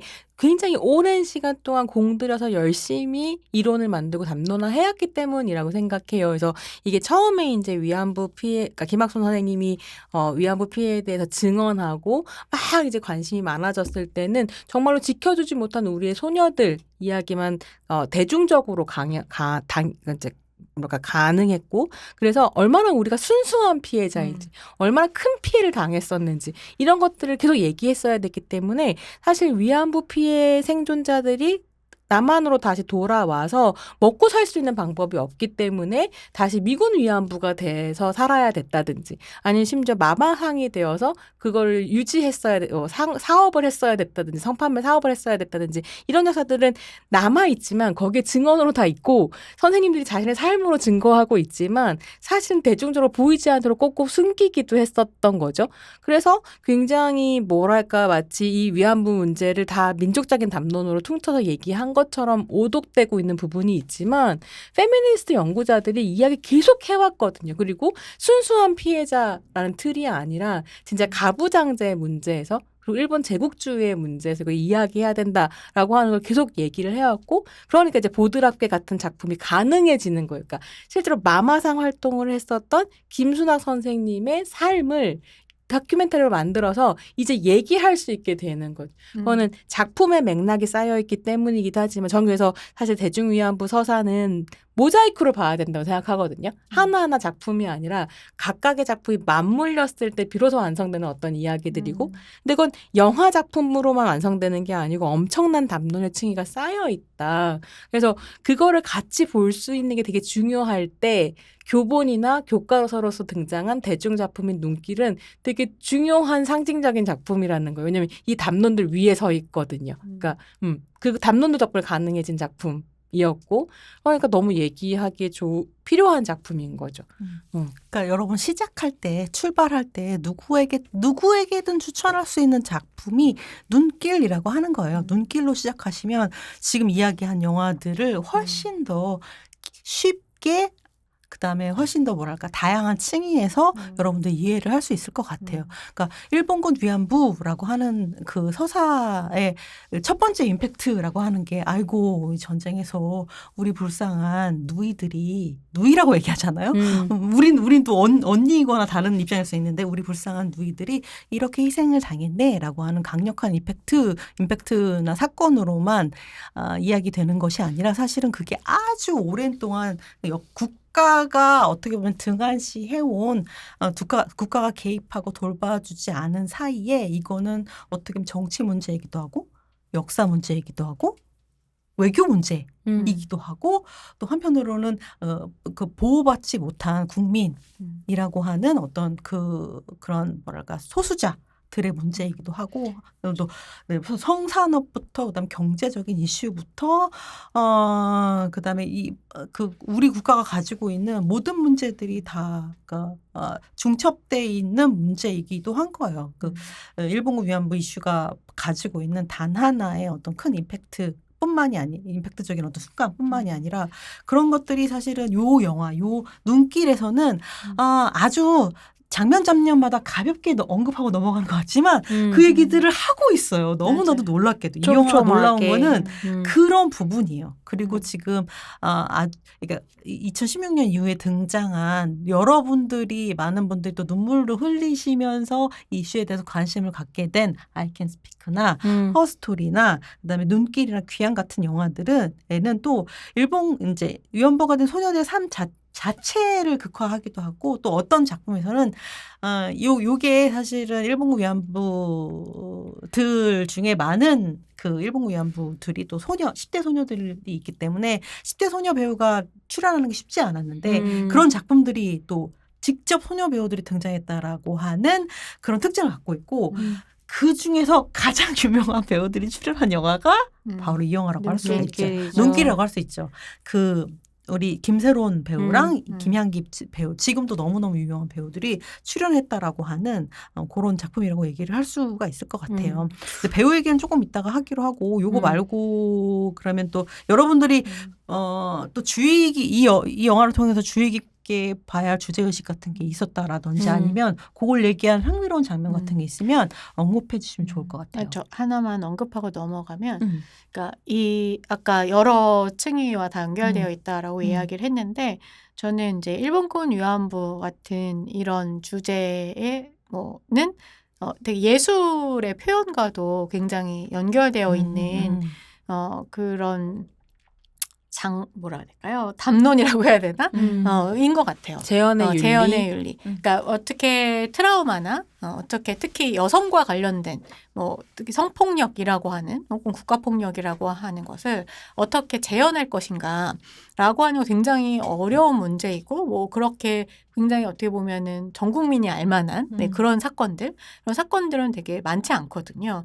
그래서 이제 그런 어떤 것을 이 일본군 위안부 소재나 혹은 주제나 서사라고 하는 것이 되게 확장시켜 줄 수 있는 그런 부분이 분명히 있었다라고 생각을 하고 아까 이제 손평이 어떻게 보면 페미니스트 담론 이런 것들을 가능했다라고 이야기한 일종의 페미니스트 거인의 어깨에 지금 올라타서 한 거기도 하지만 한국 영화 혹은 한국 예술이라고 하는 것이 이런 일본군 위안부 영화나 혹은 서사 재현의 어깨 위에 저는 올라타 있다라고 생각을 하거든요. 그래서 그런 부분을 한 번 더 짚고 넘어가고 싶었습니다. 그래서 사실 이제 지금 신평이 질문 주신 거를 조평이 얘기해 준 거에 연결해서 답을 좀 하자면 내가 귀향이 집에 돌아갔을 때 굉장히 고향됐다가 집에 돌아갔을 때 점점 기분이 나빠진 되게 중요한 이유 중에 하나는 이 여성들이 경험한 고통을 성폭력 순간에 되게 한정시켜서 그걸 굉장히 자극적으로 보여주고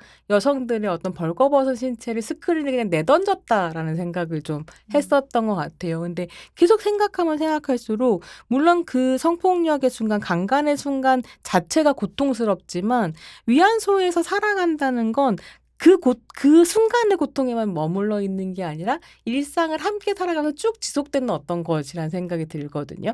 근데 눈길은 그러면 이 성폭력의 순간을 어떻게 재현하는가 하면 강간 장면을 보여줌으로써가 아니라 카메라를 거기에 들이대면서 자 봐봐라고 얘기하는 방식이 아니라 그 폭력 이후에 이제 이 위안부 여성들이 콘돔을 씻는 장면이라든지 아니면 뭐 입안이 다 헐어서 무언가를 먹을 수 없을 때 그걸 먹을 수 있도록 꼭꼭 씹어서 먹여주는 장면이라든지 그러니까 이렇게 보여준다는 거예요. 되게 사실 그래서 여성이 어떤 식의 가부장제 폭력, 이건 군사주의자 가부장제 폭력이기도 하죠. 위안소 제도라고 하는 건 이것 안에서 어떤 시간을 보냈는가에 대한 상상력이 귀향에 없다면 사실 눈길에는 그 고통에 대한 이야기가 있었다라고 느꼈었던 것 같아요. 그게 바로 재현의 윤리인 문제인 것 같고 그리고 정말 확연히 귀향과 눈길이 다른 건 뭐냐면 귀향은 강간하는 일본군의 얼굴을 보여주는 데 집중해요.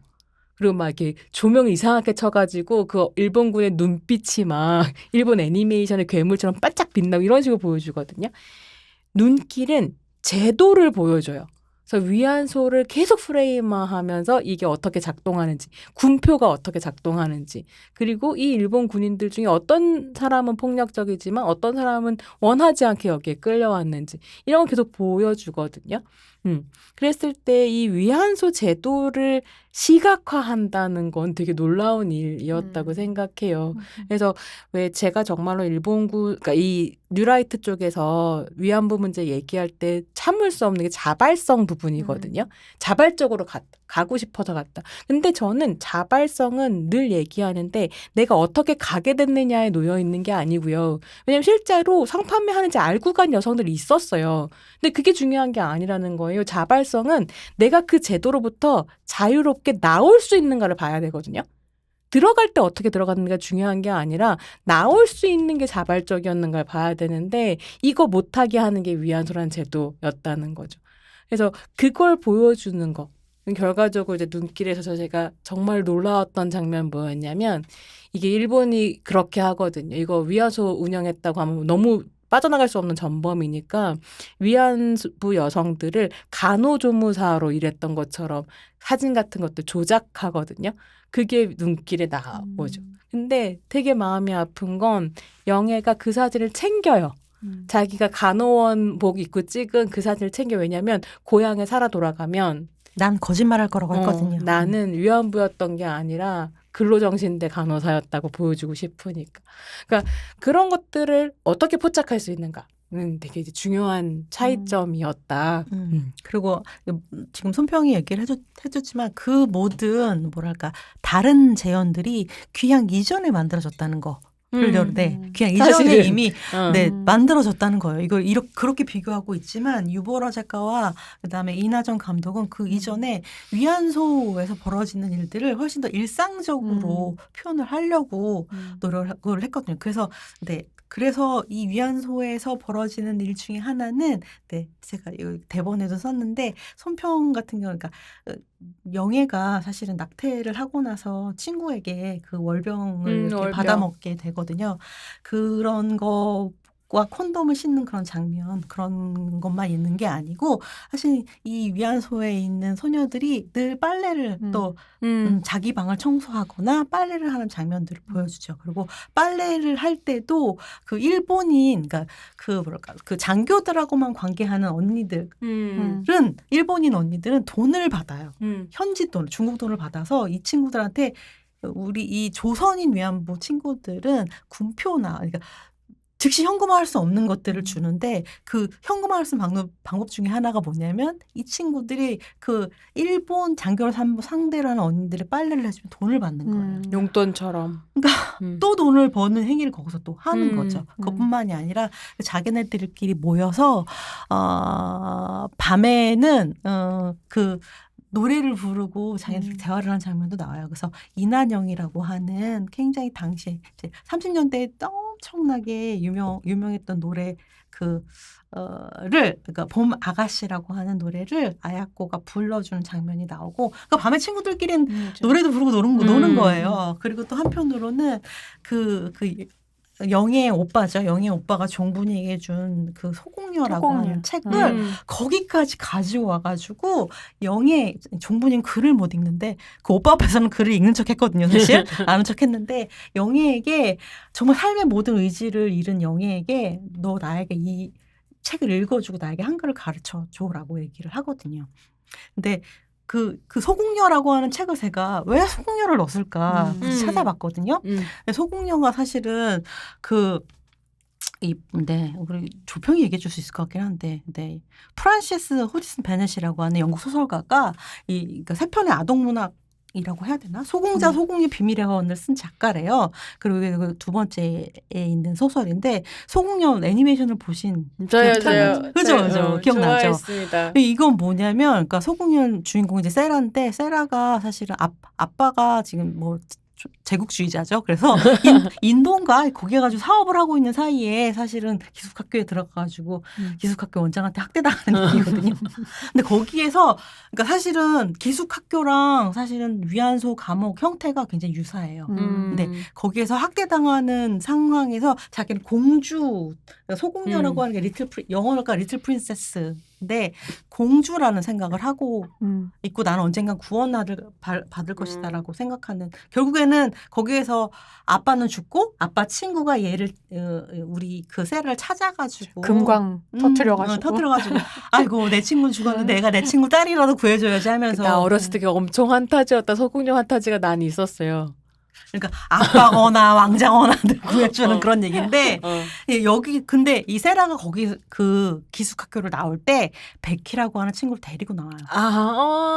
어떻게 보면 이 소공녀에서 보여주는 이야기 이 위안소에 있는 모든 친구들은 다 소중한 존재고 공주고 거기에서 그 이전에는 계급 차이를 갖고 있었을 지 몰라도 이제는 그 말도 안 되는 지옥 같은 공간에서 연대의식과 우정을 길러서 함께 탈출하는 이야기를 그걸 영애가 정본한테 읽어준 이야기를 넣고 싶었던 것 같아요. 우리 모두 소공녀를 알고 있고 이 영화를 볼 때 그렇게 깊게 생각은 못하겠지만 그런 것까지 생각을 하면 소공녀를 넣었고 그다음에 봄 아가씨라고 하는 노래를 넣은 것 자체는 아 얘네들은 그런 지옥에 살았지만 다른 10대 소녀들과 다르지 않은 그런 생활을 또 늘 하고 있었구나. 근데 난 너무 빡치는 게 그러니까 그렇게 일상을 살아서 버텨낸 여성들의 구술을 바탕으로 너네 거기서 노래 부르고 일본 군인들이랑 연애하고 월병 얻어먹고 했으니까 너네는 공모자다. 그래요. 그리고 마지막 날 이렇게 얘기하는 마지막 날은 또 이렇게 파티하는 것처럼 보이거든요. 근데 거기서 위안소에서 죽기 전에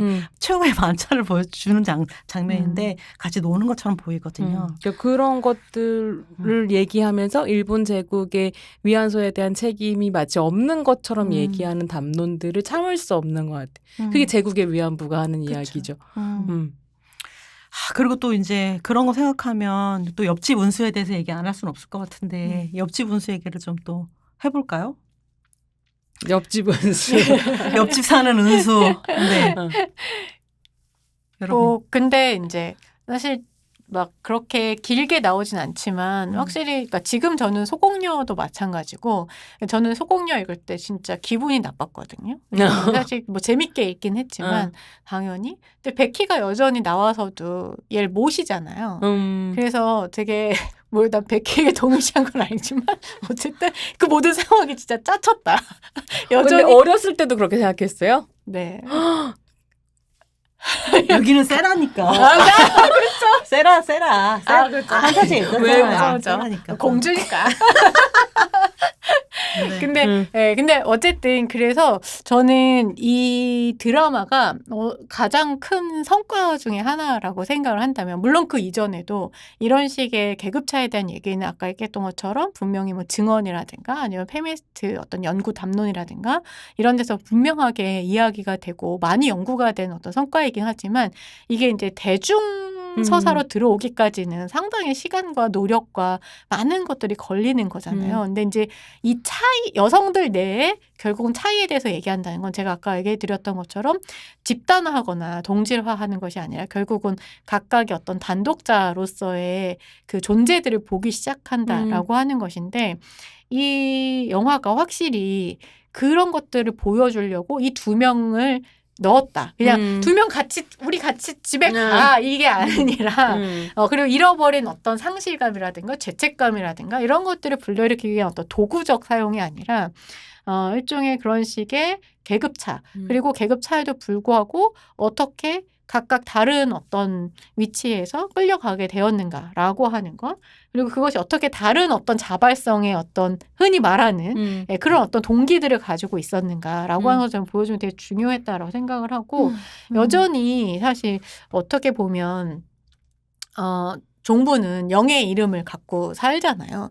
사실 거기에서 벗어나지 못한 부분, 자기 이름을 찾지 못한 것도 분명히 있는데, 이제 저는 이제 마지막에 그래서 그 이름을 찾는 건 진짜 중요하다라고 맞아요. 생각을 마지막에는 하고. 영의 주민등록증을 이제 상황 신고를 하고 그쵸, 주민등록을 말소하고 자기의 이제 신분증을 받는 자기를 그렇더라고. 어떻게 보면 받아들이는 것부터 다시 시작을 하는 부분이 있기 때문에 그 부분이 되게 중요한데 그렇게 되는 데에는 분명히 그 옆집 소녀 맞아요. 그렇게 되는 의 은수의 역할이 은수의 컸다. 역할이 진짜 컸다. 왜냐하면 그게 동일시는 아니지만 이제 자기가 어렸을 때 얘에 대한 동일시는 뭐 그런 어떤 성폭력, 강간 이런 거라기보다는 어떻게 보면 보호받지 못한 존재, 성인을 부모로부터 보호받지 못했던 어떤 존재, 시스템으로부터 버림받은 그쵸, 시스템부터 존재. 버림받고 그리고 되게 위험에 처해 있고 어떤 빈곤에 처해 있는 이런 상태라고 하는 것에 대한 좀 동일시가 분명히 있었다라고 생각을 해요. 그래서 정신분석학적으로 얘기하고 싶지 않지만 어쨌든 그 반복적인 상황을 맞아요. 이번에는 해결하는 거잖아요. 은수를 자기가 돌봐줌으로써. 다른 위치가 되는 거죠. 사실 그때는 구하지 못했지만 지금은 구했다라고 맞아요. 하는. 그래서 이제 그런 부분에 있어서 상당히 제가 이제 귀향하고 계속 비교를 하게 되는데 귀향이 정말 강간당한 이제 심지어 영매잖아. 그 네, 사람이. 소녀를 너무 매게 하는 그 과거로 돌아가게 하는 어떤 트라우마의 도구로 사용한다라고 한다면 이 부분은 같이 살자라고 하는 것으로 완전히 물론 이제 얘기한 것처럼 뭔가 문제 해결이라든가 이제 이런 다른 서사, 미래를 갈 수 있는 어떤 서사를 써주는 매개이기는 하지만 적어도 도구화하지 않는다라는 점에서는 좀 굉장히 다른 부분이 있었다라고 생각이 드는 것 같아요. 귀향에서는 이 문제를 구슬통에 해원한다고 얘기하거든요. 하지만 눈길에서는 그러니까 이런 과정들을 다 겪어서 함께 다른 걸 만들어간다라고 얘기한다는 거예요.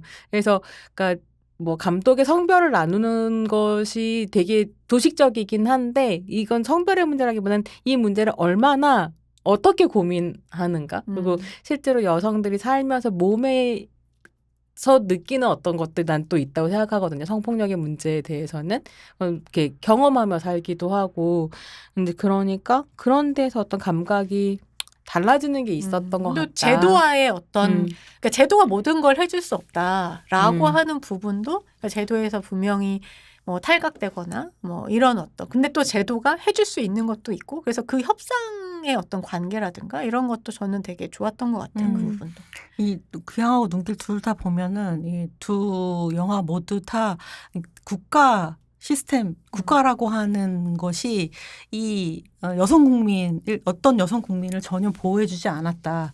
그 여성 국민이 그다음에 뭐 증언하고 그다음 주장하는 것에 대해 귀를 기울여주지 않았다라고 하는 오랜 역사를 이 두 서사에서 사실 다 보여주고 있거든요. 남성 가부장도 마찬가지고 일부 어떤 남성 가부장도 마찬가지였고 예를 들면 눈길에서는 영애가 자기 아버지가 독립운동가였지만 집안을 전혀 살피지 못했고 내가 일본군 위안부가 되어가는 과정을 두지 않고 어떤 더 큰 독립이라고 하는 거기에 더 몰두했다라고 하는 걸 비판적으로 얘기하는 부분들이 있거든요. 그래도 눈길 같은 경우는 그러니까 그냥 한이고 이걸 치워낼 수 있는 방법은 뭐 굿인 것처럼 귀향이 얘기를 하잖아요. 하지만 눈길은 마무리를 그렇게 하지는 않아요. 어쨌든 국가공무원이 이제는 서서히 커뮤니케이션을 하면서 그러니까 그 일본군 위안부뿐만이 아니라 현재의 여성 뭐랄까 미성년 여성도 돌보아주는 시스템을 구축하고 도와주는 또 여성 구청 직원이 등장해서 개입을 하는 장면들이 나오거든요. 그래서 그런 걸 보면 국가의 개입이라고 하는 걸 서서히 받아들이고 그다음에 지금 화해하고 있는 중이다라고 하는 방식으로 좀 긍정적으로 그려내려고 노력했다라는 생각이 좀 들었어요.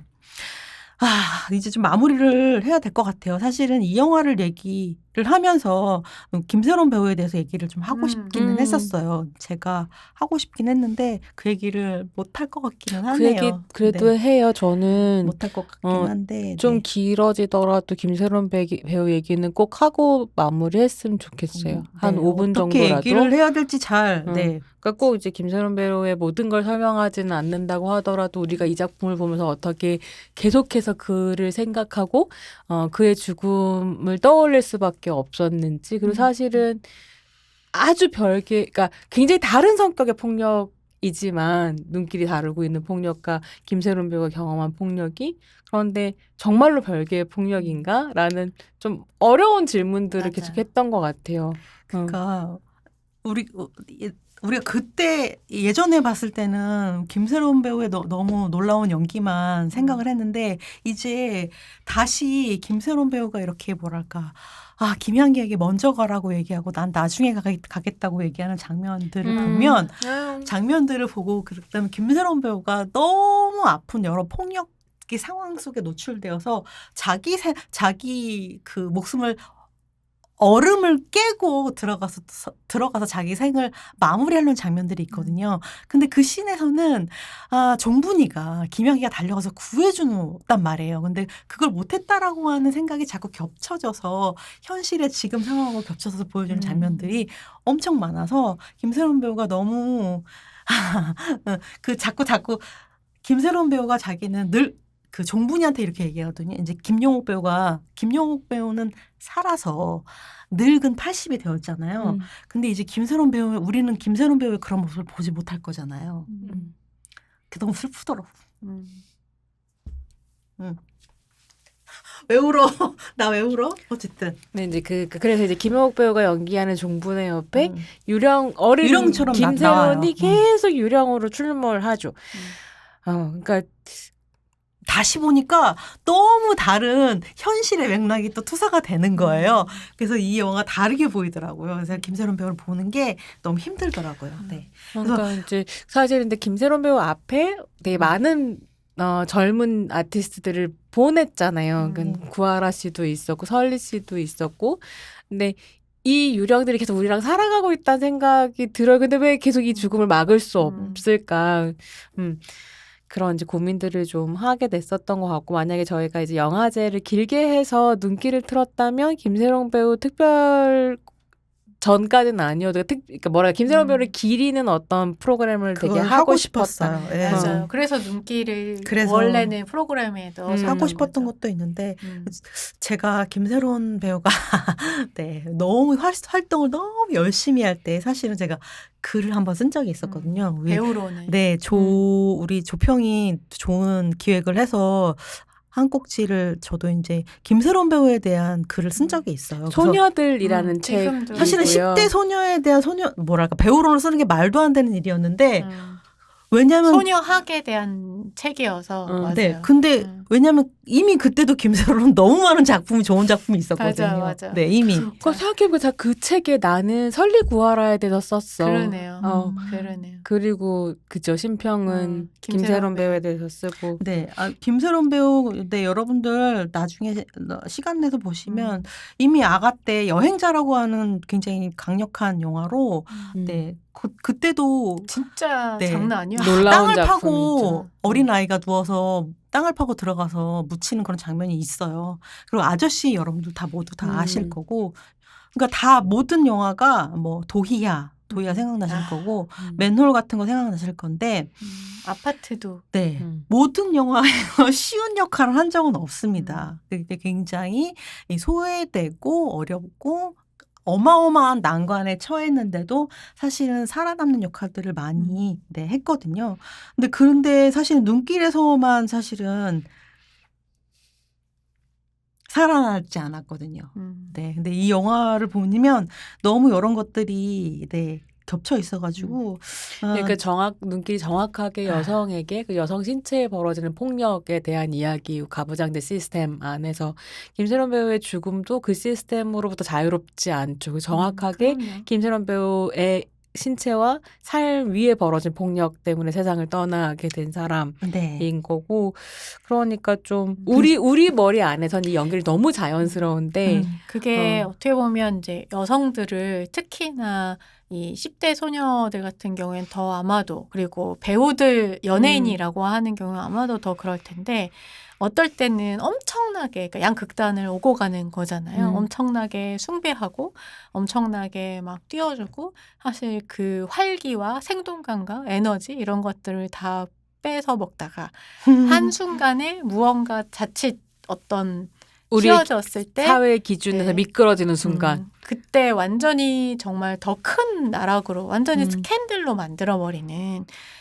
그거는 뭐 물론 굉장히 다른 처지이긴 하지만 일본군 위안부 분들에게도 그러니까 어떨 때는 막 민족 우리가 미안해 막 피해 우리가 구해주지 못해서 미안해라고 어떻게 보면 이제 민족주의 담론이나 뭐 이런 데서 아니면 국가의 관점에서 그렇게 이야기하고 했다가 어떤 때에는 막 낙인을 찍는 그런 어떤 방식으로 계속해서 스캔들로 만들어버리는 이런 어떻게 보면 되게 분열적인 어떤 대상으로 만드는 거죠. 그래서 그런 부분들이 굉장히 좀 비슷하게 일어나게 되면서 훨씬 더 힘들게 만들지 않았나? 뭐 이런 생각이 참 드는 것 같아요. 많은 좋은 연기를 보여줄 수 있는 참 안타까운 아티스트를 우리가 잃었다 이 생각이 좀 들었어요. 그래서 사회가 같이 정말 사실 대면하고 계속 기억하고 되게 뭐 해결이 사실은 되지 않겠지만 그래도 이때 계속 얘기해야 되는 문제 중에 하나라고 그러니까 여성들의 생각해요. 이런 죽음은 포스트 메모리가 아니야.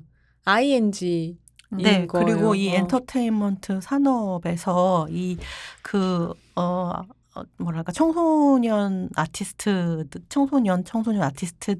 우리가 어떻게 보호하고 그다음에 일상적인 삶도 유지할 수 있는 그런 사회의 어떤 구성원으로 받아들여야 하고 길러야 하는지를 더 잘 생각을 해봤으면 좋겠다라는 생각이 들고요. 아까 하려고 말하는데 그래서 그 유령이 된 영예가 종분이한테 그러니까 김세론이 김영옥 배우한테 이렇게 얘기해요. 넌 많이 늙었네라고 얘기하면서 난 늙고 싶지 않아라고 얘기를 하거든요. 이게 너무 가슴이 아팠어. 난 늙고 싶지 않다라고 하는 부분이. 문득 장혜영 전 의원의 할머니가 돼서 좀 재밌는 웃긴 할머니가 할머니가 안전하게 할머니로 늙고 싶다 이렇게 얘기했던 기억이 나네요. 그러니까 모두 다 일상을 가질 수 있고 어떠한 뭐 사회적인 어떤 비극이거나 전쟁을 겪었다고 해도 일상으로 빠르게 돌아가는 건 국가가 분명히 해줘야 할 역할입니다. 네. 우리 모두 일상을 가질 수 있도록 좀 했으면 좋겠다라는 생각이 들고요. 네, 이제 마무리할까요, 우리? 마무리를 하기 전에 38쪽 가야죠. 세상에 완전히 잊고 있었네요. 세상에 감사합니다. 네, 오늘은 우리가 오늘의 38쪽을 준비를 했습니다. 네, 오늘 38쪽 들어가 보시도록 하죠. 오늘 여러분한테 준비한 이번 38쪽에 해당하는 책은 바로 이 책입니다. 네, 유튜브 보시는 분들 보실 수 있을 것 같은데 그림책이죠. 네. 꽃할머니라고 하는 그림책이에요. 이 꽃할머니라고 하는 그림책은 한중일 공동기획 평화그림책 제1호로 만들어진 책입니다. 그리고 작가는 권윤덕이라고 하는 우리 그 그림책 작가가 글과 그림을 다 그렸고요. 사계절에서 나온 2010년 책입니다. 전쟁 없는 어떤 그 평화로운 세상을 꿈꾸는 노력들을 가지고 만든 책이고요. 그리고 이 책은 1권인데요. 지금 12권까지 나왔다고 하네요. 그리고 이 책은 우리 눈길 오늘 영화 눈길이라고 하는 타이틀을 만든 고 신다련 할머니의 이야기를 듣고서 만든 그런 책이에요. 네, 우리 눈길 보시면 중간에 꽃누름이 장면이라던가 그 다음에 그 꽃과 관련된 그림들이 많은데 그거는 신다른 할머니 작품이랑 그 다음에 우리 보드랍게 김순학 할머니 작품을 모티브로 만들었다고 합니다. 그래서 제가 사실 소개하고 싶은 쪽은 읽어드릴 수 없는 어떤 그림이 음. 나온 책이에요. 그리고 이 동화책 이 그림책 자체가 페이지가 없고 한 40여 쪽으로 구성이 돼 있어서 오늘은 딱 38쪽을 소개해 드릴 수는 없는데 지금 네 우리 조 PD님이 조 PD 우리 조평이 들어주고 있는데 그 유튜브에 들어오시면 보실 수 네, 있습니다. 이거 스캔해서 보여드릴 수도 없고 이 책을 여러분 사서 많이 보시고 선물해 주시기 바래요. 위안소를 그린 2페이지의 글입니다. 이 책의 한가운데에 딱 들어있는 그림이에요. 왜냐면 이 그림을 보고 제가 참 희한하게 느꼈던 건 우리 조평도 바로 보니까 그 생각을 하던데 왜냐하면 왕의 행차를 예전에 그렸던 조선시대의 어떤 기념사진 같은 그러니까 오피셜한 기념사진이죠. 그러니까 뭐 왕이 어떤 기념 그림. 그러니까 사진 없잖아요. 그 사진이 없으니까 그림을 그린 거예요. 그래서 뭐 왕이 뭐 수원 행궁을 가는 이렇게 모습을 어떤 행차로 어떤 규모로 누가 이렇게 쭉 줄줄이 서서 가는지를 그린 그림 자체가 지금이라고 하면 기념사진이겠죠. 근데 이 지금 위안소의 구조를 그려주는 이 그림 자체가 바로 그 왕의 행차를 보여주는 그림 구도랑 거의 똑같은 화풍과 어떤 시점으로 그려져 있어요. 위안소가 어떤 식으로 운영이 되고 누가 어느 위치에서 어떤 일들을 하는지를 굉장히 상세하게 그리고 있어요. 이 책이 2010년에 나왔기 때문에 저는 실제로 귀향이라든지 눈길이 모두 다 이 책의 그림을 참고했을 거라고 생각해요. 그리고 이게 어떻게 보면 영화적으로 얘기하면 버드아이 뷰라고 하는 위에서 내려다보는 시점으로 마치 드론에서 보는 것처럼 그려져 있는데 그 시점이 사실은 귀향에서도 약간 폭력적으로 재현되는 위안소 장면에 들어있기도 하죠. 그래서 이 그림을 보면 어쨌든 공식적으로 무언가 왕의 행차를 기념하는 오피셜한 사진인 것처럼 이 위안소를 다루는 이런 그림이라고 하는 것도 공식적인 방식으로 기록될 필요가 있다라고 하는 생각이 들었어요. 그래서 여러분들이 이 책을 꼭 보시고 그다음에 서로에게 선물해 주시기를 바란다라고 하는 의미에서 오늘 이 책을 소개를 해드렸습니다. 그리고 싶은 것이라는 일본군 위안부 관련된 다큐멘터리가 있거든요. 요 책을 만드는 과정을 담고 있어요. 심다령 선생님 모습도 보실 수 있고 권윤덕 작가님의 고민 같은 것도 보실 수 있는데 지금 생각해보니까 거기에도 권윤덕 작가님의 개인적인 경험이 그 위안부 피해와 연결되는 순간들이 등장하거든요. 그러니까 이게 성폭력이라고 하는 문제가 각각의 성격이나 조건들은 달라도 굉장히 가부장제 역사 안에서 지속적으로 이어진다. 꼭 세 세대와 연결하는 것뿐만이 아니라 그냥 공통의 경험처럼 우리 안에 있는 건가? 이런 생각을 좀 하게 되는. 근데 일본군 위안부와 관련된 연구나 아니면 재현물이나 이렇게 심지어 그림책 같은 것도 사실은 엄청나게 많이 나와 있습니다. 그걸 가장 먼저 쉽고 평이하게 접근할 수 있는 영화 바로 오늘 눈길이다.